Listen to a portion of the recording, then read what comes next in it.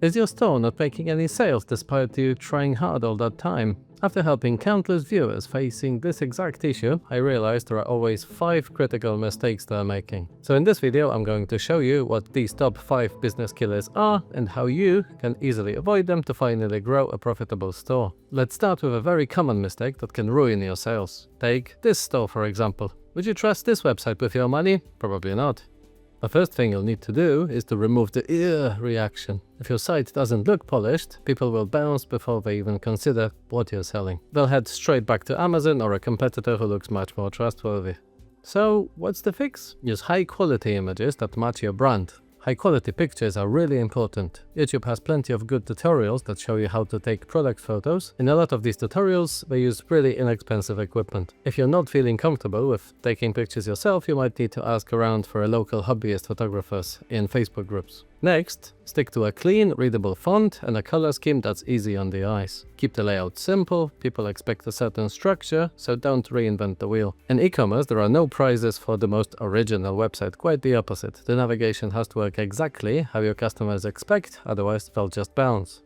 Thankfully, Shopify and other e-commerce platforms offer professional templates that make this very easy. You just upload your logo, tweak a few things, and you're golden. When you work on your website layout, keep in mind that most traffic is coming from mobile phones, so optimize your pages for that view first. But just looking good isn't enough. Even a beautifully designed store will not sell if you have the next problem I'll talk about. Imagine you finally found a product that interests you. You click on it, and all you can see is one photo, vague description, and just the price. No real details, no compelling reason to buy, so you don't. This is where so many websites go wrong. People just don't want to see the product, they want to feel what it's like to own it. They want to know what problem it solves and how it fits into their lives, and most importantly, why they should buy it right now. So here's what you need to do. In addition to normal product photos, include some nice lifestyle shots, showing the product in use and customers having a good time with it. Highlight key features in bullet points. Create infographic-style images to explain product benefits. Feature customer reviews prominently, real ones, not generic great product fast shipping ones. Consider using a buy now button instead of just add to cart. This may increase conversions, though it might reduce our average order value, so be careful. Test what works best for your store. But even with the great product pages, customers will still have questions. And if they can't find the answers quickly, they're gone. This is where the next mistake comes in. Imagine you found a really good product you really like, and you're about to check out on the website, but then you're starting to have these second thoughts like, what's the shipping like? How long will it take? Is there a return policy?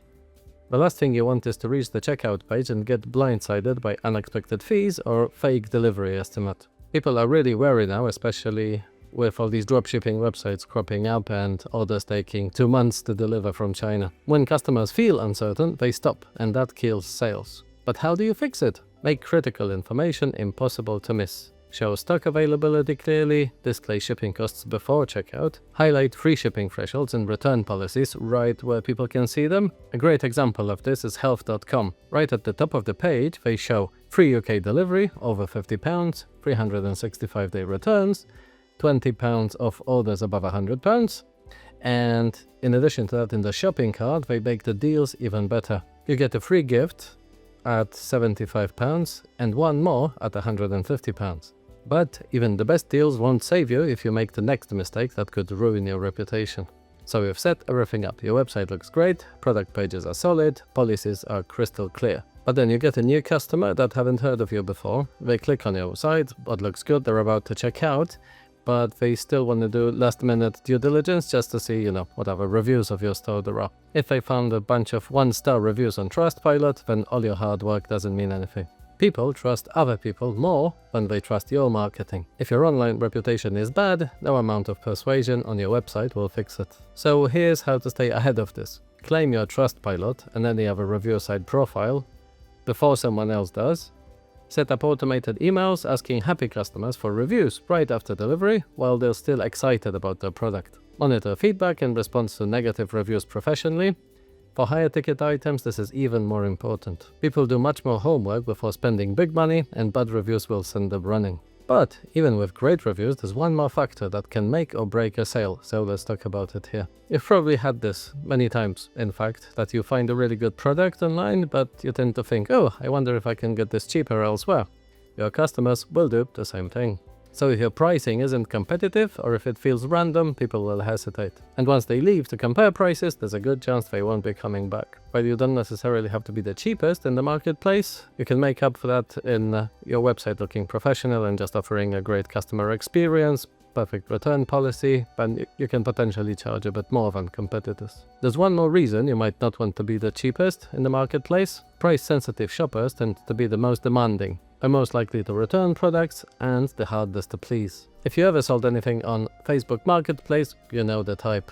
Instead of a race to the bottom, focus on value. Bundle products to increase perceived savings, offer loyalty discounts or exclusive perks. Make sure your pricing feels fair based on experience you provide. Sometimes letting go of the bargain hunters means making more money in the long run. Once you fix these 5 mistakes, you should see a steady stream of orders coming in. In the next video, I'll show you how you can make more money from all the customers you already have by using 7 effective marketing strategies. Make sure you watch it next, so you make the most profit from the customers you already paid for.